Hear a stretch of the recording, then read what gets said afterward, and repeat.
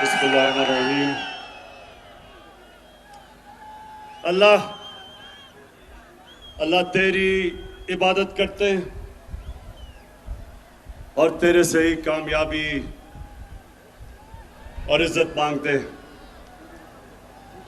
मेरे मेलसी के बाशऊर शहरियों, मैं सबसे पहले तो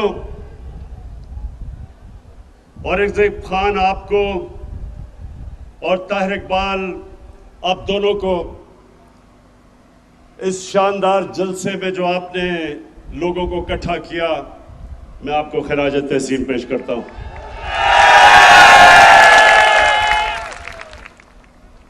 अब औरंगजेब, इतनी ज्यादा चीजें आपने मेरे से मांग ली,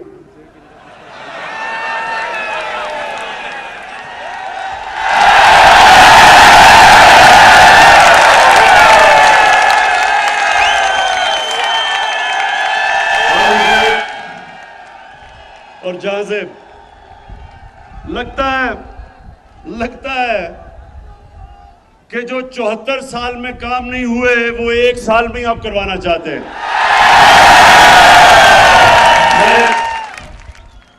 मैं आपको खुशखबरी सुनाता हूं। सबसे पहले तो मेलसी के लोगों,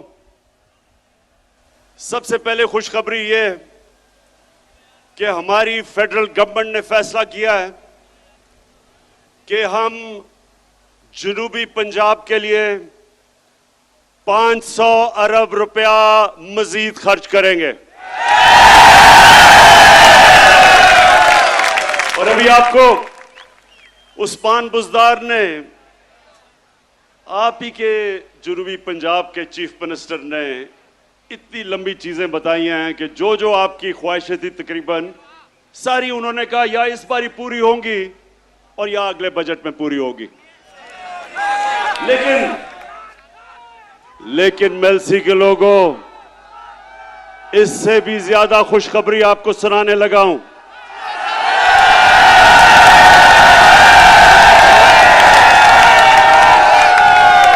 हमने फैसला किया है कि हम नेशनल असेंबली में साउथ पंजाब की कॉन्स्टिट्यूशनल अमेंडमेंट रख देंगे कि साउथ पंजाब का सूबा बनना चाहिए।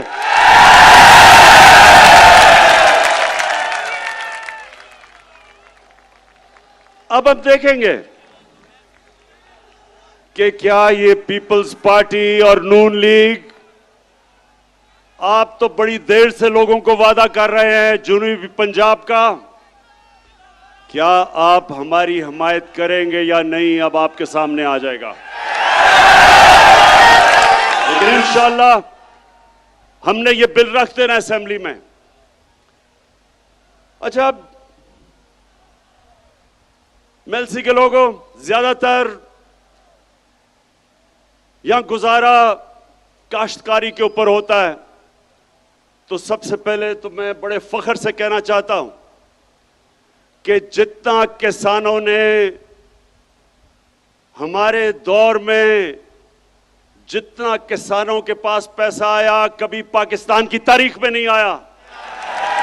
और मैं आपको अब जरा, ये मेरे पास अदाद और शुमार है।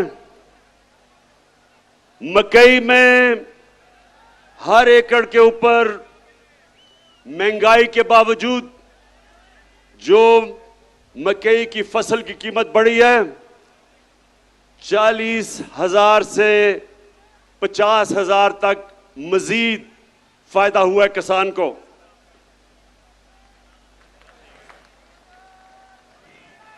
गंदम के अंदर जो हमने 50% हमारे दौर में गंदम की सपोर्ट प्राइस बढ़ाई, जो किसान की जेब में आया हर एकड़ में वो 25,000 से 30,000 रुपया।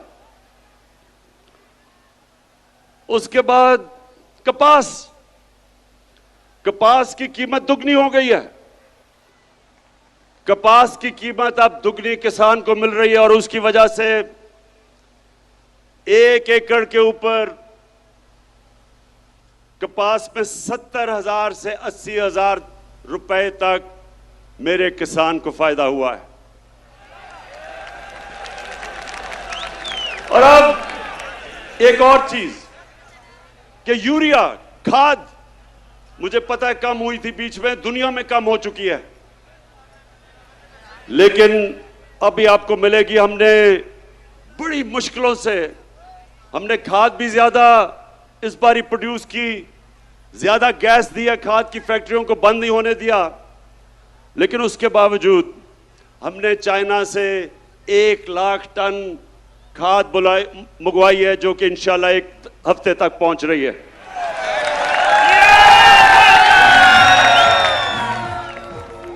लेकिन अब किसानों, जितने भी किसान हो, एक चीज समझ जाओ कि आज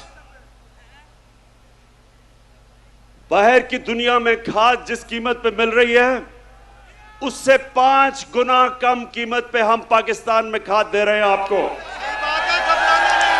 132 अरब रुपए का हम सब्सिडी दे रहे हैं। तो मैं इसलिए आज आप किसानों के सामने पहले ये जरूर बात करना चाहता हूं, और भी अभी बड़ी बातें करनी है मैंने, लेकिन मैं पहले अपने, क्योंकि मेरा ये ईमान है, जब किसान खुशहाल होगा पाकिस्तान तरक्की करेगा। और ये बड़े मुश्किल वक्त में आपको पता नहीं कि अल्लाह ने हमारी हुकूमत को किन किन इम्तिहानों से गुजारा है। पहले एक मुल्क मिला जिसको रे चोरों का टोला दिवालिया निकाल चुका था, उसको संभाला, और फिर जब वो संभल रहा था तो 100 साल में एक दफा इस तरह का बुरान आता है जो कोरोना वायरस पाकिस्तान और सारी दुनिया में आ गई। और मैं अल्लाह का शुक्र अदा करता हूं कि हमारा वो मुल्क है जो दुनिया मानती है कि 190 मुल्कों में से वो 3 वो मुल्कों में से है जिसने सबसे बेहतर तरीके से इस बड़े बुरान से अपने मुल्क को निकाला है, अपने लोगों को भी बचाया, अपनी माइशत को भी बचाया। और उसके बाद महंगाई का समुंदर आ गया सारी दुनिया में।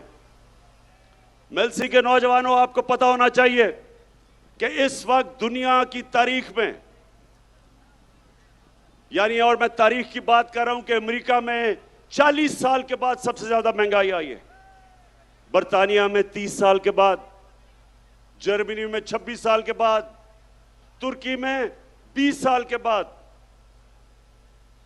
इतनी महंगाई दुनिया में जो आई है, उसके मुकाबले में पीपल्स पार्टी का जो 2008 से 13 का दौर था, उस दौर में ज्यादा महंगाई थी आज से।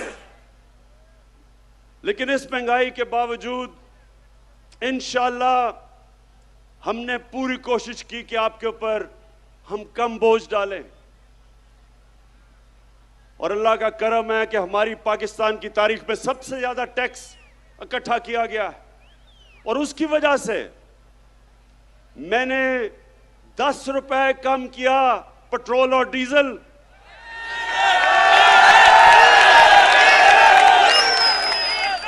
और 5 रुपए यूनिट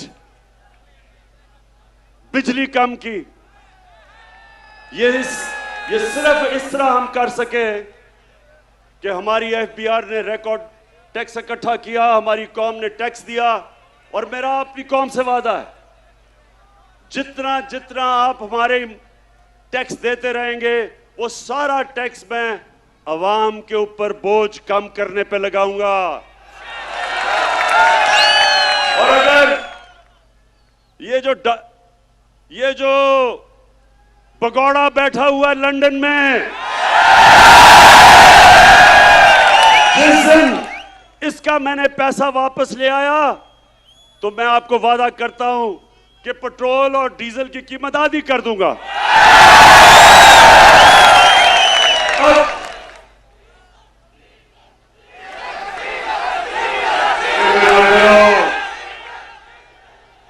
अभी फजलू डीजल पे भी मैं आ रहा हूं।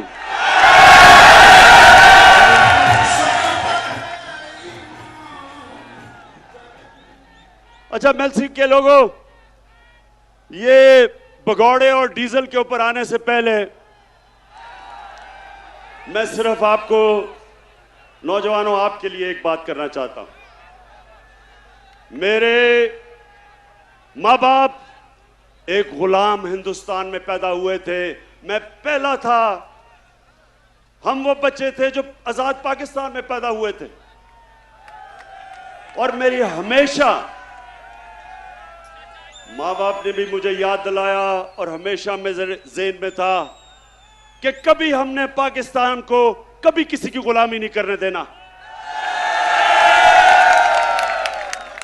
और मेरे मेलसी के लोगों और जो पाकिस्तान के लोग टीवी पे ये देख रहे हैं, ये सुन लो, ना आज तक इमरान खान किसी के सामने झुका है, और इंशाअल्लाह जब तक मेरे में खून है, मैं अपनी कौम को किसी के सामने झुकने नहीं दूंगा। अभी ये जरा सुने, यूरोपियन यूनियन के एम्बेसडर ने खत लिखा पाकिस्तान को कि आप रूस के खिलाफ उसके मुखालिफ स्टेटमेंट दें, उसके खिलाफ वोट दें। मैं ये यूरोपियन यूनियन के एम्बेसडर से पूछता हूं कि क्या आपने हिंदुस्तान को भी ये खत लिखा था? क्योंकि मैं अपनी कौम को याद करवाना चाहता हूं कि ये वो पाकिस्तान था जिसने ये नेटो की मदद की, जो वॉर ऑन टेरर थी, हमने उनका साथ दिया। मैं कभी ना साथ देता, मैं अपनी मुल्क को बाहर रखता उस जंग से, लेकिन उस वक्त का जो सरबराह था उन्होंने उनका साथ दिया। क्या मिला पाकिस्तान को? 80,000 पाकिस्तानियों की जानें गई, हमारा कबायली इलाका उजड़ गया, 35 लाख लोगों ने नकल मकानी की, हमारे मुल्क को 100 अरब डॉलर से ज्यादा नुकसान हुआ। तो क्या मैं अपने यूरोपियन यूनियन के एम्बेसडर से पूछता हूं कि आपने क्या हमारा शुक्रिया अदा किया? क्या आपने कहा कि हां आपने हमारी मदद की थी, हमारी जंग में आपने हमें अप्रिशिएट किया? सारे नेटो के मिला के 10% भी लोग नहीं थे जो इस जंग में मरे। हमारे मुकाबले में जो 80,000 पाकिस्तानियों की कुर्बानी दी गई। तो मैं उनसे आज ये पूछता हूं कि बजाय आपने, जब हमने आपके साथ खड़े हुए थे, बजाय आप हमारा कम से कम शुक्रिया अदा करते, ऐसे आप में से लोग थे जिन्होंने अफगानिस्तान में जो जंग हारी आपने, वो पाकिस्तान को जिम्मेदार ठहराया था। शुक्र करना तो दूर की बात है। और दूसरा, जब कश्मीर में हिंदुस्तान ने इंटरनेशनल कानून तोड़ा, यूनाइटेड नेशंस की सिक्योरिटी काउंसिल की रेजोल्यूशंस की खिलाफ वर्जी करते हुए जो कश्मीर का स्टेटस खत्म किया, क्या आप में से किसी ने हिंदुस्तान से कोई राब्ता तोड़ा, कोई उनकी तनकीद की, कोई तजारत बंद की? तो हम आपके सामने क्या हैं? क्या हम कोई गुलाम हैं कि जो आप कहेंगे हम कर लें? और मैं मेलसी के लोग, मैं आपको बताऊं कि इनको ये गलत आदतें पड़ी किधर से हैं। 2008 और 2018 के दरमियान में 400 ड्रोन अटैक हुए पाकिस्तान के ऊपर। जब जरदारी मुल्क की बड़ी बीमारी,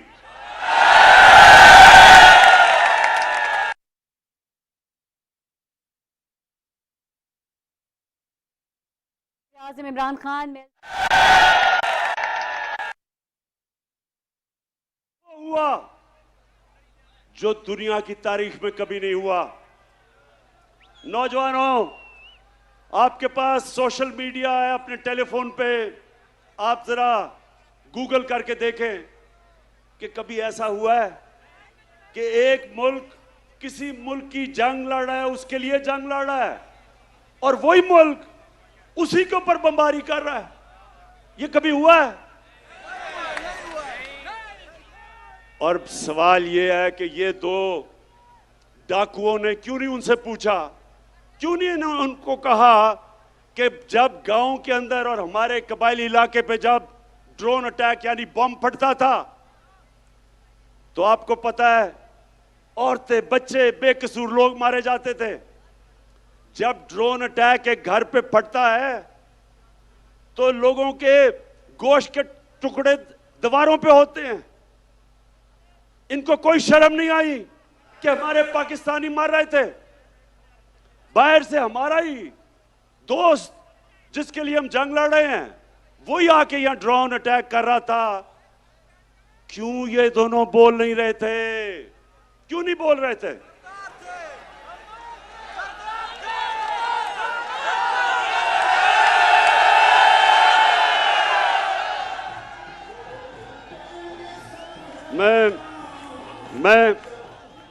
मैं आपको बताता हूं कि ये दो डाकू क्यों नहीं बोल रहे थे, क्योंकि इनके चोरी इस मुल्क से जो पैसा लूट के इन्होंने बाहर के मुल्कों में और बैंकों में और बड़े बड़े महल्लात लिए हुए थे, इनको डर था कि जिस दिन ये कहेंगे कि सर ये क्या कर रहे हैं आप, ये ना करें, वो इनकी प्रॉपर्टी जब्त कर लेंगे।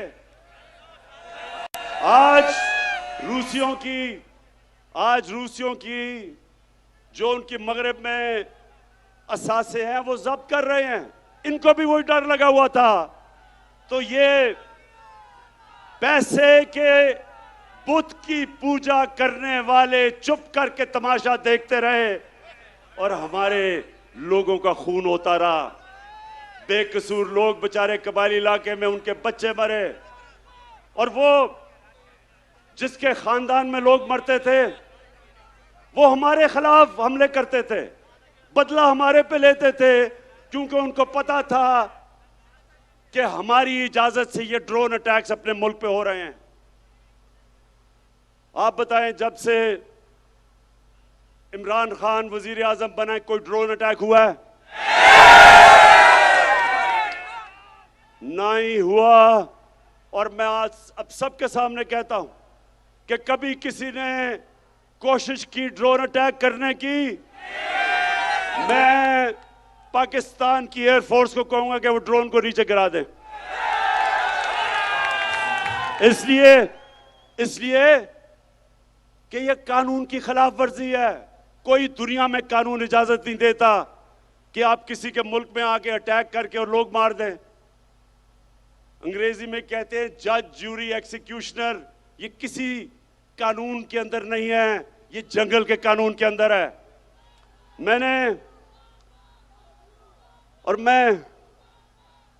मेरे पाकिस्तान के नौजवानों, मैं ये चाहता हूं, ये गौर से एक बात समझ लें आप। कभी भी कोई कौम अजीम कौम नहीं बनी जो दूसरों के सामने झुकती है। सिर्फ खुददार कौमें अजीम कौम बनती हैं।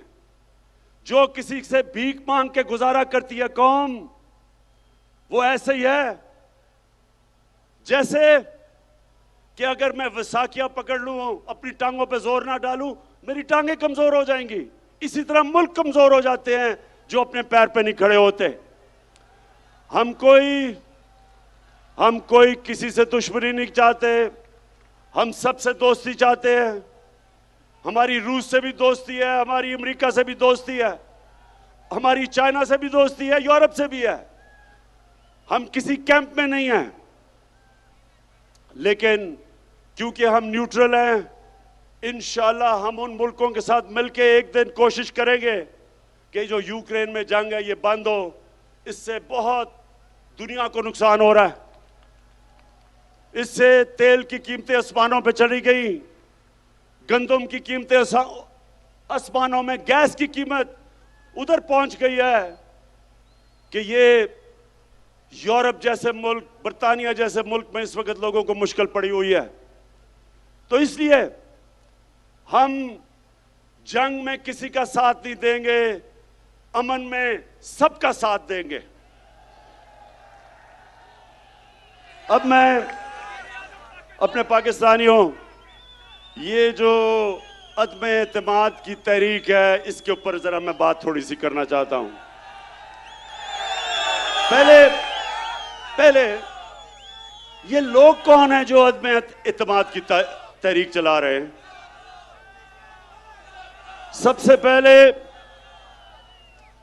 सबसे पहले मुजरिम नंबर 1 नवाज शरीफ झूठ बोल के सुप्रीम कोर्ट ने उसको सजा दी, बॉलीवुड की एक्टिंग की, रो धो के कि जी मैं तबाह हो गया, मरने वाला हूं, मिन्नतें करके बाहर चला गया। मैं ये सोचता हूं नून लीग वालों अगर सुन रहे हो तो मेरी बात जरा, मैं चाहता हूं इस बात पे थोड़ा सा गौर करो कि कभी गीदड़ भी लीडर बन सकता है? कभी दुनिया में सुना है कि वो लीडर हो जो खुद दुम के भाग जाए और दूसरी तरफ आप भागा है? पहली दफा जनरल मुशर्रफ के दौर में तो आसिफ जरदारी ने तब कहा था, आसिफ जरदारी जब आप इकट्ठे होंगे तो जरा याद कराना शरीफों को और नून लीग को कि क्या आपने ये नहीं कहा था कि अटक जेल में टिश्यू के डब्बे खत्म हो गए नवाज शरीफ के आंसू पहुंचते पहुंचते, तो वहां रोना धो के वहां से भागा, झूठ बोल के गया कि मैंने कोई मुआहिदा नहीं किया। फिर वो सऊदी शहजादा आया और उसने मुआहिदा दिखा दिया, फिर कहता नहीं जी वो असल में 5 साल का था, 10 साल का नहीं। अब फिर बाहर चला गया है। अब नून लीग, मैं जरा अपनी, क्योंकि नून लीग में बड़े अच्छे अच्छे लोग भी हैं, तो मैं जरा नून लीग वालों से ये भी पूछना चाहता हूं, अपने जरा बच्चों को कहें जरा गूगल करें अपने मोबाइल पे, कोई इसकी दुनिया में मिसाल मिलती है कि एक मुल्क का 3 दफा वजीर आजम, उसके 2 बच्चे बाहर गए, अरबों रुपए के महलों में रह रहे हैं, वो खुद अरबों रुपए के महल में रहता है, और जब बच्चों से पूछते हैं कि जी ये पैसा किधर से आया, कहते जी हम तो पाकिस्तानी शहरी नहीं हैं, हम जवाबदेही नहीं हैं। यानी 3 दफा मुल्क का सदर, प्राइम मिनिस्टर, इसका मतलब कि वो फिर ये सिर्फ पाकिस्तान को लूटने के लिए आते हैं, पैसा चोरी करके बाहर, छुट्टियां बाहर, ईद बाहर, घर बाहर, शॉपिंग बाहर, और पाकिस्तान सिर्फ लूटने के लिए रखा हुआ है। ये है नंबर 1 जो चाहता है अदम एतमाद की तहरीक हो, इसलिए कि वो चाहता है कि फिर से उसको याद आ रहा है कि कैसे उन्होंने मजे मजे से पाकिस्तान को पिछले 30 साल में लूटा है। दूसरा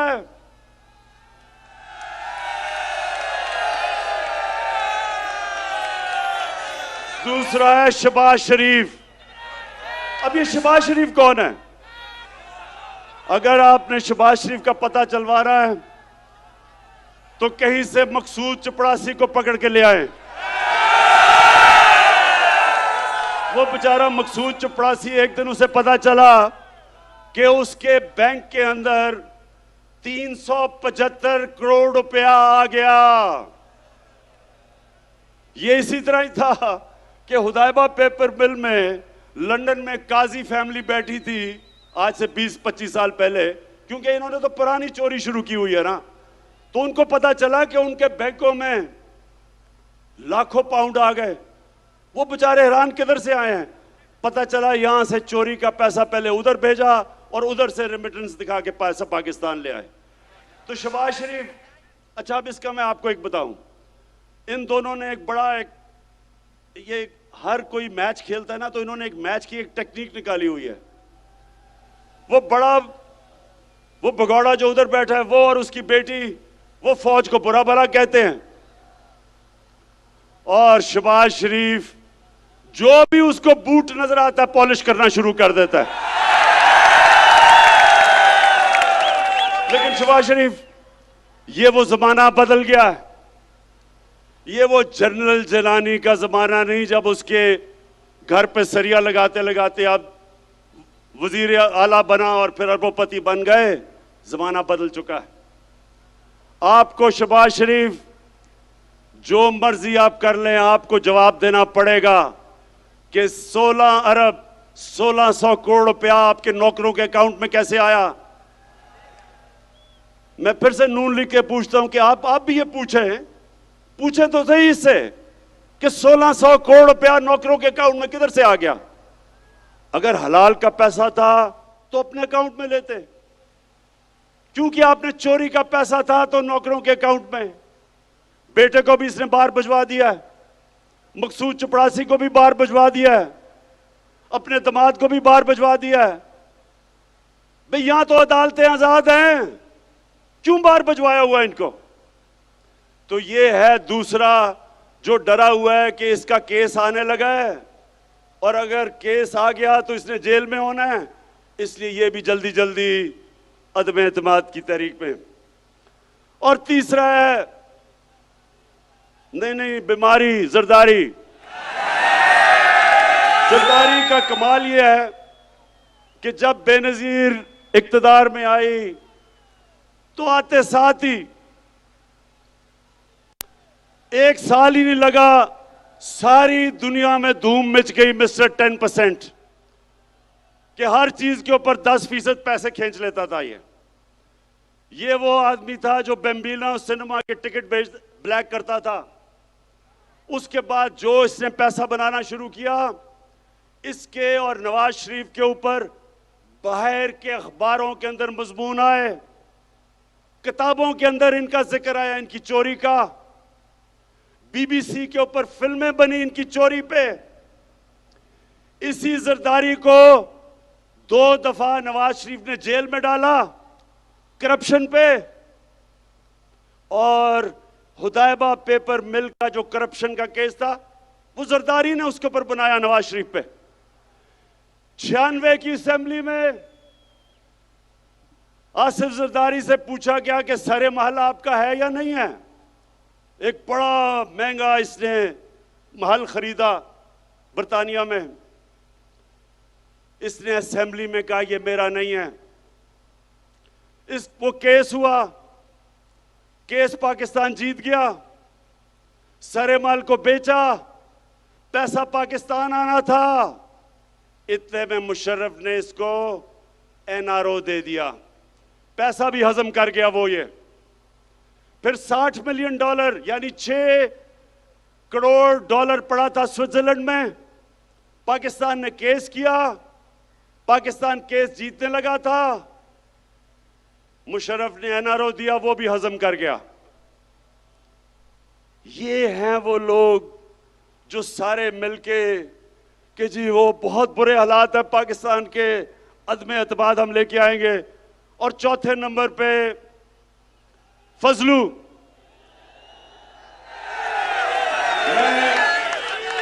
मैं इसको कभी मौलाना नहीं कहूंगा, क्योंकि मौलाना, हम अदब से मौलाना को कहते हैं। मौलाना पढ़े लिखे दीनी लोग होते हैं, हम उनकी इज्जत करते हैं। लेकिन जो डीजल के परमिट को बेच के पैसे बनाता है, और ये सिर्फ पैसे नहीं बनाता, ये ब्लैकमेल करता है। मदरसे के बच्चों को ले आया, इस्लामाबाद में धरना दिया। वो मीडिया ने जाके मदरसों के बच्चों से पूछा कि ये क्यों आए हो तुम धरना देने। उन्होंने कहा जी इसलिए कि इमरान खान यहूदी एजेंट है। उन्होंने कहा कि ये यहूदियों का या साजिश कर रहा है पाकिस्तान में। मौलाना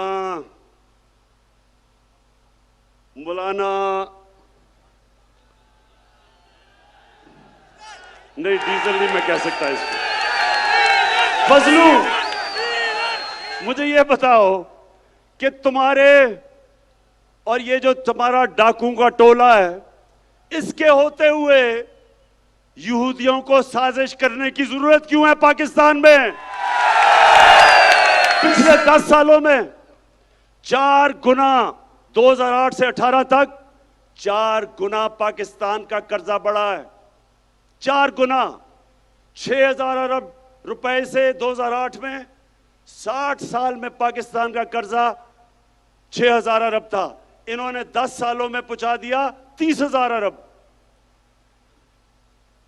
तो मैं इनसे पूछता हूं कि जब आपने मुल्क को मकरूज कर दिया, जो भी हम टैक्स में इकट्ठा करते हैं आधा चला जाता है आपके लिए हुए कर्जों की किस्तों पे। तो जब आपने मुल्क को मकरूज कर दिया तो यहूदियों को साजिश करने की जरूरत क्या है? आप ही काफी हैं। फजलू, मैं आपसे, आपकी और मेरी उम्र एक ही है। हमारी उम्र में हमें सोचना चाहिए कि ऊपर वाला कभी भी बुलावा दे दे। हमें अपनी आखिरत की फिक्र करनी चाहिए।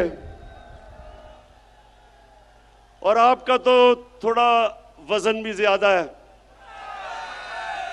इसलिए आपको अब सोचना चाहिए अपनी आखिरत का। यानी आप एक दीन के नाम पे पैसे बनाते हुए आपको कोई खौफ खुदा नहीं है। कुछ तो सोचें कि आप जो मदरसे के बच्चे, और मैं ये समझता हूं कि ये हमारा बहुत बड़ा एहसास है, हमारे मदरसे के बच्चे, लेकिन इनको आप इस्तेमाल करें अपनी सियासत चमकाने के लिए और ब्लैकमेल करने के लिए। जो मैंने कुरान पढ़ी है और जो मेरा दीन का जितना भी इल्म है, अल्लाह ने आपको माफ नहीं करना। ये 4 लोग मिलके अदम एतमाद कर रहे हैं। और आज मैं अब अपनी आखिर में सारी कौम से पूछना चाहता हूं कि देखें, एक कुरान की आयत है, अमर बिल मारूफ व नही अनिल मुनकर। इसका मतलब है, नौजवानों ये सुन लो, कोई भी दुनिया में मुहज्जब माशरा नहीं बन सकता जब तक इस कुरान की आयत पे नहीं चलता। अल्लाह कहता है कि तुम अच्छाई के साथ खड़े हो, अच्छाई के लिए जिहाद करो और बुराई के खिलाफ जिहाद करो। इसके ऊपर अच्छे और बुरे की तमीज जब एक माशरा रखता है, उसकी अखलाकियात ऊपर चली जाती है, वो माशरे ऊपर जाते हैं। और जिन माशरों के अंदर कानून की बालादस्ती होती है, कानून की बालादस्ती और हुक्मरानी का मतलब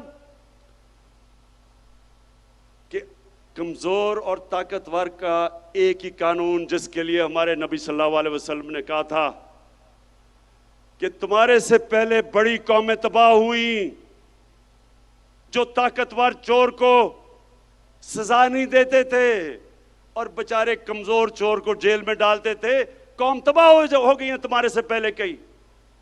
अब ये जो चोरों का टोला है, ये सारे जो आपकी कौम को नुकसान पहुंचा रहे हैं, 35 साल से ये नुकसान पहुंचा रहे हैं। मैं 1990 की बात करता हूं। मैं जब क्रिकेट खेलता था, हिंदुस्तान से जब मैं पाकिस्तान आता था, तो लगता था एक गरीब तरीन मुल्क से एक अमीर तरीन मुल्क में पहुंच गया हूं। हम उनसे आगे थे, हम सारे बर्रे सगीर में सबसे आगे थे। जब ये चोरों का टोला इस मुल्क के ऊपर मसल्लत हुआ, हम सबसे पीछे रह गए। ये अमीर तरीन हो गए हैं, कौम मकरूज और गरीब हो गई है। ये समझ जाए मेरे मेलसी के नौजवानों, ये आप समझ जाएं, जब तक एक कौम अच्छे बुरे की तमीज नहीं करती, कौम ऊपर नहीं जा सकती।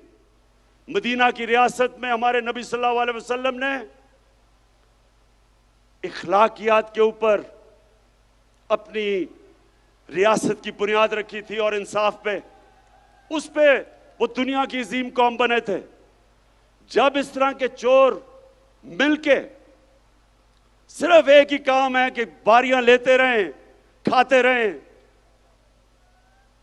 जो इनको इत्तेसाब इनका करने लगे तो उसके साथ सब मिलके उसको गिराने की कोशिश करें, तो ये लोग, मैं अपने मीडिया से कहता हूं कि आप, मीडिया एक वॉचडॉग होता है, मीडिया का काम होता है लोगों को अच्छे बुरे की तमीज दें। आज मगरबी मीडिया कभी भी किसी के ऊपर चोरी का इल्जाम हो वो तकरीर नहीं कर सकता, वो मीडिया के सामने नहीं जाता। अगर कोई पकड़ा जाए करप्शन में, माशरे में उसकी सोशल बॉयकॉट हो जाती है, कोई उसके करीब नहीं जाता। तो मीडिया आपकी भी जिम्मेदारी है, आपके बच्चे हैं।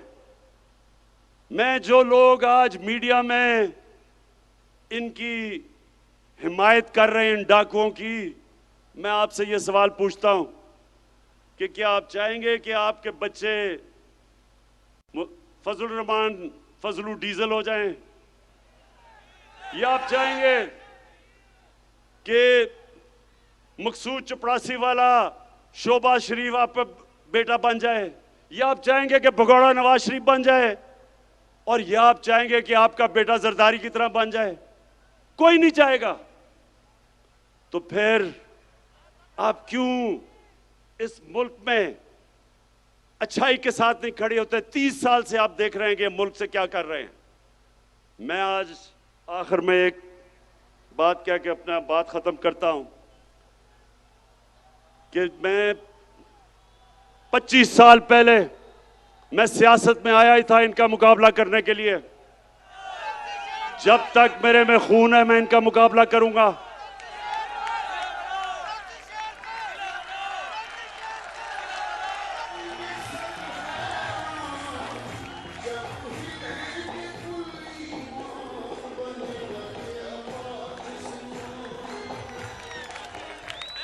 मैं इनका मुकाबला करूंगा और अभी मेरी पूरी तैयारी है कि जो भी ये करेंगे मैं उसके लिए तैयार हूं। लेकिन मैं इनसे आखिर में आखिरी बात ये कह के छोड़ता हूं कि ये जो चोरों का टोला है, ये डाकुओं का जो गुलदस्ता है, क्या आप तैयार हैं जब इंशाअल्लाह आपकी अदम इत्तेमाद की तहरीक फेल होगी तो आप तैयार हैं जो मैं आपसे करूंगा?